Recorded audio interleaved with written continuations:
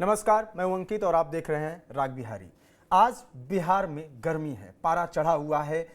तमाम विवादों और बहसों के बीच बीजेपी ने अपने 71 प्रत्याशियों की सूची भी जारी कर दी। इस सूची में दो बड़े नाम, दोनों डिप्टी सीएम।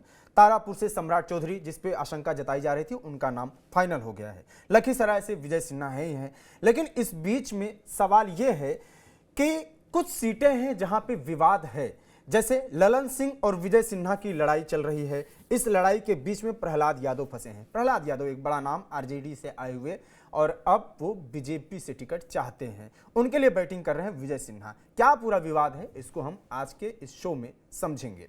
इसके साथ ही जानेंगे कि कांग्रेस के आगे कैसे नतमस्तक होने को मजबूर हुई राजद। कल रात तक ड्रामा चला, कल पूरे दिन ड्रामा चला, दिल्ली भागे, मुलाकात नहीं हुई, फिर समय दिया गया, तो क्या कुछ हुआ है, सब कुछ जानेंगे आज के शो में।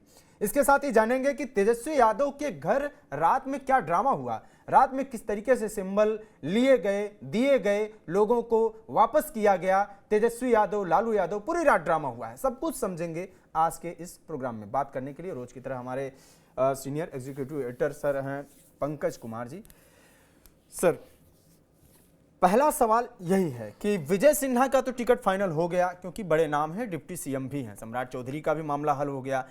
अब तरह तरह की बातें आ रही हैं, लेकिन कुछ ऐसी सीटें हैं जिन सीटों का पहले से ही विवाद चल रहा था, जैसे प्रहलाद यादव पूरी तरीके से फंसे फंसे से दिख रहे हैं। क्या कुछ बवाल है ललन सिंह और विजय सिन्हा के बीच में? जो देखिए, आपको एक बात बता दें कि प्रहलाद यादव का लग रहा है कि सीट फंस गया है, और ये सीट फंसना निश्चित तौर पर एनडीए के लिए आसान नहीं होगा। ये इस बात को आप समझिए, क्योंकि प्रहलाद यादव ने विश्वास मत के दरमियान, जब नीतीश कुमार विश्वास मत हासिल कर रहे थे, तो प्रहलाद यादव ने अपनी पार्टी से हट करके, लाइन से हट करके नीतीश कुमार की सरकार को बचाने में अहम भूमिका निभाया था।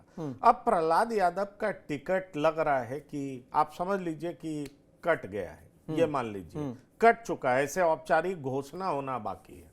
बड़ा सवाल यह उठता है कि लगातार विजय सिन्हा उनके लिए बैटिंग करते रहे। बड़े नेताओं के पास जोरदार तरीके से उन्होंने अपनी बात रखी। बड़े नेता भी विजय सिन्हा की बातों में हाँ मिला रहे थे। वो कह रहे थे कि हाँ, अगर प्रहलाद यादव को टिकट नहीं मिला तो निश्चित तौर पर यह मैसेज जाएगा कि आप एनडीए की मदद भी कर दीजिए, सरकार भी बचा दीजिए, लेकिन आपके टिकट की कोई गारंटी नहीं है। और प्रहलाद यादव का टिकट कटना इस बात का परिचायक होगा कि अगर खुदा न खास्ता चुनाव के बाद भी, चुनाव परिणाम के बाद भी 2-4 सीट के लिए मामला फंसता है, तो एनडीए को समर्थन देने लोग आएंगे नहीं। इसलिए नहीं आएंगे क्योंकि बात यह होगी कि भाई आपको समर्थन भी देते हैं तो आप टिकट भी नहीं दे पाते हैं। और मुझे लगता है कि ये मैसेज बहुत गलत जाएगा एनडीए के लिए, जो मैं समझ पा रहा हूं।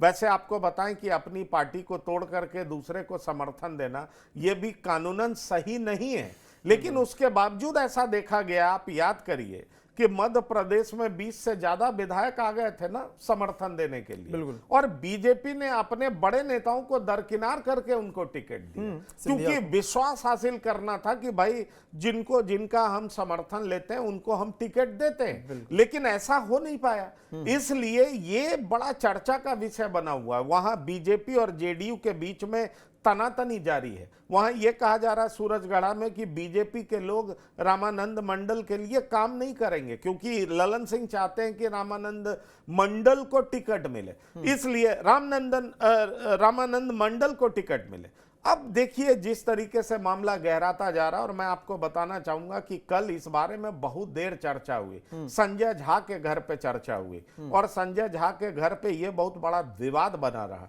अभी भी वो विवाद सुलझता हुआ दिखाई नहीं पड़ रहा है, और जो मेरे पास जानकारी है उसमें यह मालूम पड़ रहा है कि चूंकि जेडीयू ने कल इस तरीके से टफ पोस्चरिंग की, नीतीश कुमार खासे नाराज हो गए। उनकी नाराजगी इस बात को लेकर के थी कि वो 9 सीटें आपने कैसे दूसरे दलों को दे दी, जो कि जेडीयू के लिए बेहद इंपॉर्टेंट रहा है। अब देखिए उन 9 सीटों में वो इस कदर नाराज हुए कि उन्होंने सोनवर्षा टिकट वहां के प्रत्याशी को बुला करके दे दिया, जबकि वो टिकट एलजेपीआर को गया था।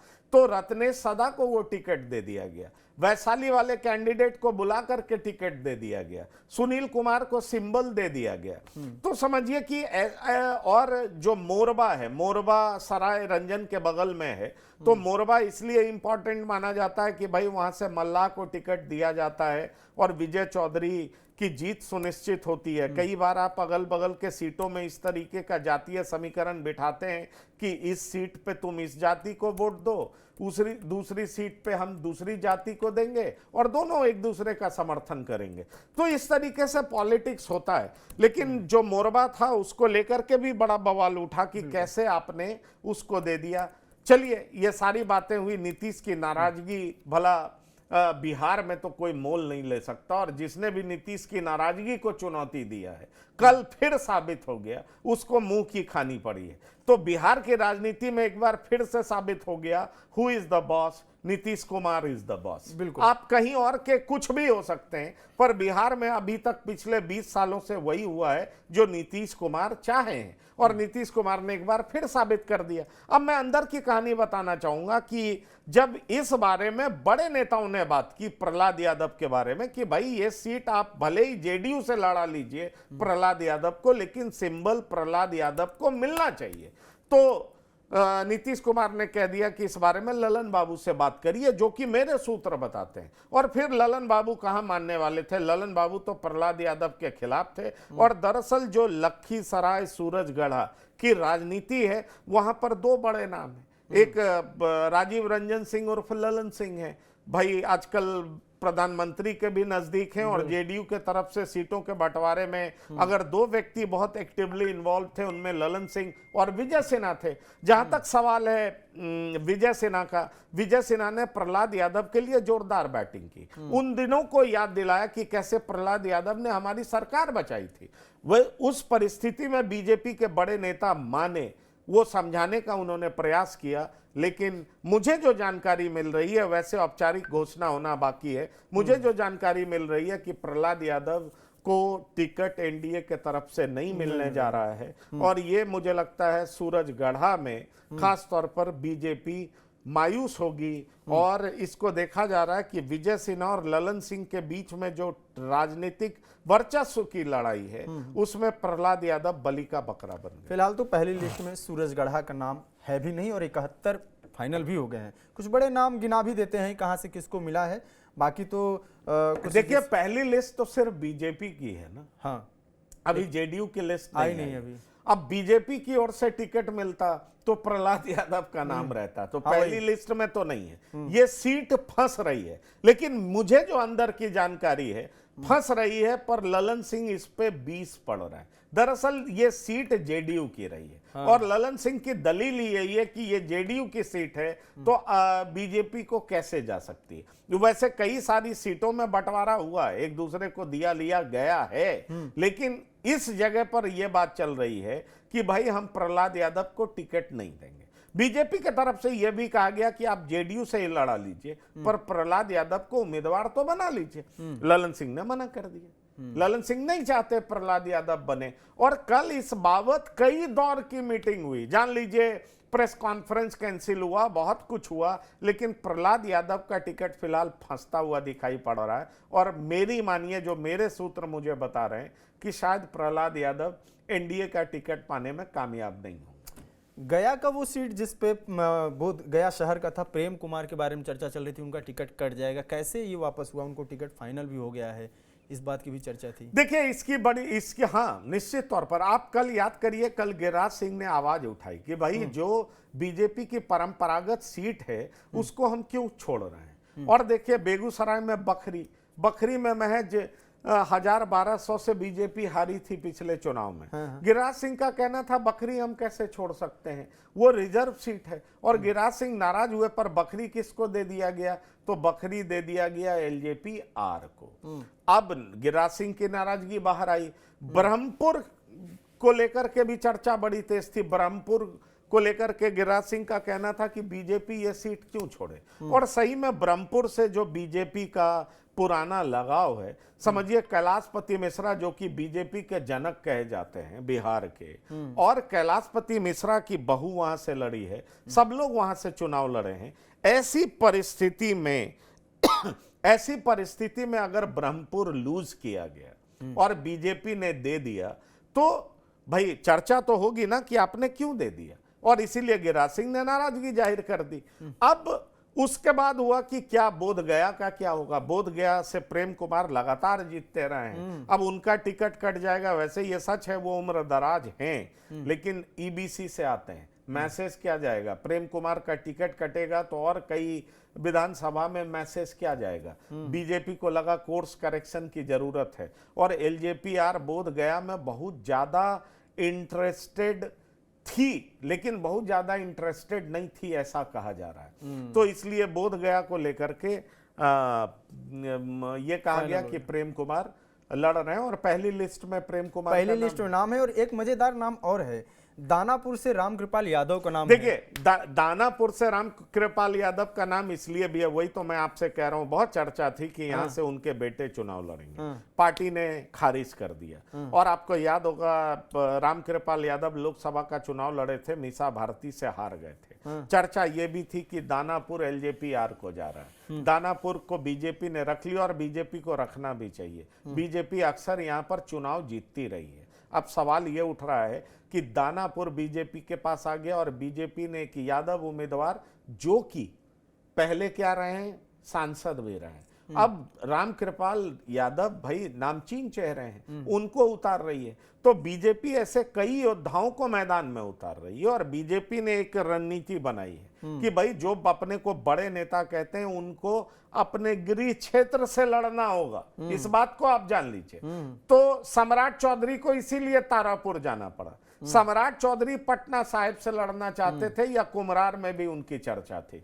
कुमरार को लेकर के ये हुआ कि ये तो कास्ट डोमिनेटेड सीट है, कैसे हम किसी को दे दें। अरुण सिन्हा ने कहा हम यहां से नहीं लड़ेंगे, उन्होंने ट्वीट किया, लेकिन अगर कोई दूसरी जाति का लड़ता तो शायद कायस्थ विरोध करते। अब कुमरार और बांकीपुर दो ऐसा सीट है, बांकीपुर से नितिन नवीन लड़ेंगे, पर कुमरार से कौन लड़ेगा इसको लेकर के जब दूसरे जाति के नाम की चर्चा हो रही थी तो काफी ज्यादा रिएक्शन था, और परिणाम स्वरूप कुमरार को छोड़ करके फिर पटना साहिब की बात होने लगी। पर एक बात कही जा रही है कि पटना साहिब भी लड़ना चाहते थे सम्राट चौधरी, उनको ये सीट आसान लग रही थी, उनको पूरे बिहार में चुनाव प्रचार भी करना था, और पटना में बीजेपी जीतती है। हाँ। तो ऐसे में लग रहा था कि अगर सम्राट चौधरी यहाँ आएंगे तो मैसेज यहाँ से रत्नेश कुशवाहा तो दरअसल आपको बता दें कि बड़े नेता के घर मीटिंग हुई, कहा जा रहा है कि अमित शाह के घर मीटिंग हुई, और वहां पर यह चर्चा हुआ कि जो भी बड़े नेता हैं वो अपने गृह क्षेत्र से चुनाव लड़े। तो मंगल पांडे सिवान से चुनाव नहीं लड़ना चाहते थे, जो मेरी जानकारी है। तो सम्राट चौधरी भी पटना साहिब से चुनाव लड़ना चाहते थे, या पटना से चुनाव लड़ना चाहते थे। पर यही वो वजह है जिस वजह से सम्राट चौधरी को तारापुर भेज दिया गया, मंगल पांडे को सिवान भेज दिया। चलिए ठीक है, अगले सवाल पे चलते हैं। मंगल पांडे जो कि लगातार टारगेट पे भी रहे हैं प्रशांत किशोर के, तो सीट कैसी रहती है ये देखना होगा। अब आते हैं महागठबंधन पे। कांग्रेस के आगे नतमस्तक होने को मजबूर राजद, क्या कहानी है? देखिए कल का जो डेवलपमेंट है, घटनाक्रम है, वो बड़ा नाटकीय रहा है, इस बात को आप जान लीजिए। दरअसल कल जो लालू परिवार के साथ हुआ, कोर्ट में क्या हुआ ये सबको पता है, इसको बार बार दोहराने की जरूरत नहीं है। लेकिन उसके बाद माना जा रहा था कि राहुल गांधी और लालू प्रसाद से की मीटिंग होगी, तेजस्वी यादव की मीटिंग होगी, पर वो मीटिंग हो नहीं पाई। और दरअसल आपको याद होगा कि परसों जब मुकेश साहनी भी दिल्ली के लिए रवाना हुए थे तो उन्होंने ये बात रखी थी कि बहुत लोग बीमार हैं, दिल्ली जाकर के उनका इलाज हो जाएगा, क्योंकि बड़े बड़े डॉक्टर वहीं रहते हैं। पर यहाँ बड़े डॉक्टर का इलाज तो दूरदर्शन तक संभव नहीं हो पाया। और मैसेज बड़ा कांग्रेस के तरफ से साफ था कि हम 61 सीट, मैं दर्शकों आपको बता देना चाहता हूं, कम से कम 61 सीट पे लड़ेगी कांग्रेस। एक दो बढ़ जाए तो ठीक है, 61 से 60 नहीं होगा। मैं रिपीट कर दे रहा हूं, कम से कम 61 पे लड़ेगी कांग्रेस। और ये सोच अल्लावरू की है। अल्लावरू का यह मानना है कि कांग्रेस को खोने के लिए कुछ नहीं है, पाने के लिए है। और इसलिए अल्लावरू शुरू से ही एग्रेसिव पॉलिटिक्स कर रहे हैं। वो कांग्रेस के ऊपर ये जो छाप है कि भाई कांग्रेस पिछलग्गू पार्टी है आरजेडी की, उसको बिल्कुल खत्म कर देना चाहते हैं, खारिज कर देना चाहते हैं। और अल्लावरू को फुल मैंडेट है राहुल गांधी का। और आप देखिए, तेजस्वी यादव दिल्ली आते हैं और कॉमर्शियल प्लेन से लौटते हैं। लौटने के बाद जब पटना पहुंचते हैं, पटना पहुंचने के बाद जब वो लैंड करते हैं तो सीधा अपने घर जाते हैं और वहां टिकट पाने वाले लोगों को सिंबल देने के लिए बुलाया गया है। ये देखिए, जब सिंबल देने के लिए बुलाया गया तो कई लोगों की भीड़ होती है। तेजस्वी संजय यादव जैसे ही घर पहुंचते हैं, तमाम टिकटार्थी को कह दिया जाता है वापस जाइए, उनको उनके आवास से बाहर कर दिया जाता है। अब बहुत तरह की बात उठने लगती है, आखिरकार ये हुआ क्या? तो ये बताया जा रहा है कि दरअसल कांग्रेस ने इस बात पर घनघोर आपत्ति जाहिर कर दी कि भाई जब टिकट बंटवारे को लेकर के कोई सहमति नहीं बनी है तो आप सिंबल कैसे बांट रहे हैं? आप किसको पूछ करके बांट रहे हैं? जरा आप ये सोचिए। और उसके बाद क्या होने लगा कि आरजेडी डिफेंसिव थी। आरजेडी को लगा कि ये गलती हो गई, और आरजेडी को ये लग रहा था कि वो तो पहले ऐसे करती आई है। आप याद करिए लोकसभा का चुनाव। हाँ। इधर पप्पू यादव दिल्ली पहुंचते हैं, उनकी ताजपोशी होती है, कांग्रेस में शामिल कराया जाता है और उसी दिन बीमा भारती को पटना में बुला करके पूर्णिया का सिंबल दे दिया जाता है। बिल्कुल ऐसा ही काम आरजेडी फिर कर रही थी, लेकिन कांग्रेस ने जोरदार तरीके से रिएक्ट किया क्योंकि कांग्रेस ने पहले से रणनीति बना रखी थी। कांग्रेस ने अपने हर डिस्ट्रिक्ट प्रेसिडेंट को कह दिया कि भाई हर विधानसभा से एक नाम तय रखिए जिनको हम चुनाव लड़ाएंगे, क्योंकि अगर हम चुनाव नहीं लड़ाएंगे तो इस तरह से हम मुंह की नहीं खाएंगे, हम किसी का पिछलग्गू नहीं बनेंगे। और यह मैसेज बहुत साफ दे दिया गया आरजेडी को। आरजेडी डिफेंसिव थी, जिसको टिकट देना था उसको टिकट दिया नहीं, और जिसको दे दिया, यकीन मानिए मटिहानी से बोगो सिंह, परवत्ता से डॉक्टर संजीव, ऐसे कई नाम हैं जिनको टिकट दे दिया जा चुका था, सिंबल मिल चुका था, वो अपने घर की ओर रवाना हो चुके थे और ऑलमोस्ट पहुंच चुके थे। उनको रातों रात वापस बुलाया गया, सब लोग रातों रात वापस आए और उनको सिंबल लौटाना पड़ा है। मतलब एक बात बहुत साफ है कि कांग्रेस ने कह दिया कि लड़ना है सहमति से तो आइए पहले कंसेंसस बनाते हैं, हमारी जो सीट है वो हमको चाहिए, पिछले बार की तरह हमें डंप यार्ड मत समझिए, कोई सीट दे दीजिएगा उस पर हम लड़ने चले जाएंगे, नहीं, हमारी मनचाही सीट चाहिए, लॉजिकल डिस्ट्रीब्यूशन हो सीटों का, इतना सीट हम लेके रहेंगे। और इसीलिए अब देख लीजिए, अब लेफ्ट के लोगों की भी उम्मीदें बढ़ गई है। अब आरजेडी बड़े भाई की तरह व्यवहार नहीं कर रही है और कांग्रेस ने ऐसी चाल चली कि आरजेडी सरेंडर होती दिखाई पड़ रही। बिल्कुल, आरजेडी सरेंडर होती दिखाई दे रही है। रात भर शेरो शायरी भी चल रही थी ट्विटर पे, और उस बीच तेजस्वी यादव के घर में ड्रामा हुआ। ये नाराजगी जो कहानी बता रहे हैं, और लालू यादव किस तरीके से सिंबल बांट दिया गया, सिंबल बांटने के बाद वापस किया गया, ये जरा ड्रामा बताइए, क्या क्या हुआ, क्या कैसे रात में क्या अपडेट्स हुए? कई लोग पहुंचे हुए थे, और जब कई लोग पहुंचे हुए थे, अचानक तेजस्वी पहुंचते हैं, टेंस देखते हैं, सब उनके चेहरे को पढ़ रहे थे, पर सब लोग तेजस्वी यादव से मिलना चाहते थे। और वो सब वो लोग थे जो अपने समर्थकों के साथ सिंबल लेने आए थे। अब सोचिए, जिसको आपने आमंत्रित किया है, घर पे बुलाया है, सिंबल लेने के लिए बुलाया है, उनको आप अचानक कहिए कि आप लोग अपने यहां से निकलिए, यहां से जाइए, अभी कोई आपसे नहीं मिलेगा, तो क्या मैसेज जाएगा? अफरा तफरी मच गई। अफरा तफरी मची तो कई लोग बाहर निकले। उसके बाद फिर ये पता किया जाने लगा कि आखिरकार हो क्या रहा है। एक चर्चा बड़ी तेजी से उड़ी कि क्या जैसे नीतीश नाराज है, क्या कांग्रेस की नाराजगी है, तेजस्वी बेरंग वापस लौटे हैं, कहीं कुछ खिचड़ी पक रही है क्या? एक बात ये चलने लगी कि क्या नीतीश और लालू फिर से साथ आएंगे क्या? एक बात ये चलने लगी कि क्या नीतीश और कांग्रेस साथ आ सकती है क्या? इस तरह की बात चलने लगी, क्योंकि ये होने लगा कि भाई जिनको सिंबल दे दिया गया है उनको बुलाया क्यों जा रहा है। तो बहुत तरह की चर्चा चलने लगी। बाद में फिर कई लोग आए तो उनसे पूछा गया कि 1:30 बजे रात में आप क्या कर रहे हैं? तो आपने देखा होगा फातमी साहब जो कि आरजेडी के नेता हैं, पहले जेडीयू में रह चुके हैं, कांग्रेस में रह चुके हैं, उनका कहना था कि भाई हम लोग चाय कॉफी पीने आए। पत्रकार जोरदार तरीके से हंसे कि 1:30 बजे चाय कॉफी पीने का क्या मतलब होता है, ये तो समझा दीजिए। खैर उनके पास कोई जवाब नहीं था, मुस्कुरा जरूर रहे थे, पर मतलब सबको समझ में आ रहा था। सच्चाई ये थी कि कांग्रेस ने जो चाबुक चलाई थी, इस बार आरजेडी कांग्रेस के चाबुक में फंस चुकी थी। इस बार आरजेडी जो सोचती थी जैसा बिहार में चाहेंगे वैसा करेंगे, अल्लाह वरू की चाल ने कांग्रेस को बुरे तरीके, माफ करिएगा, आरजेडी को बुरे तरीके से फांस लिया। जो टिकट बटा था वो टिकट मांग लिया गया, वापस लौटाना पड़ा। और अगर नहीं लौटाते तो फिर ये हो जाता कि जिसको जहां से मन है वो अपना नॉमिनेशन फाइल करो। मैं एक एग्जांपल दे सकता हूं, मटिहानी में एक तरफ बोगो सिंह आरजेडी का टिकट लेके जा चुके थे, दूसरी तरफ वहां सार्जन सिंह जो कि कांग्रेस के हैं वो नॉमिनेशन की तैयारी कर रहे थे, और नॉमिनेशन की तैयारी कांग्रेस के आला कमान के कहने के बाद कर रहे थे। तो आप समझिए कि आरजेडी को किस तरीके से जवाब देने की तैयारी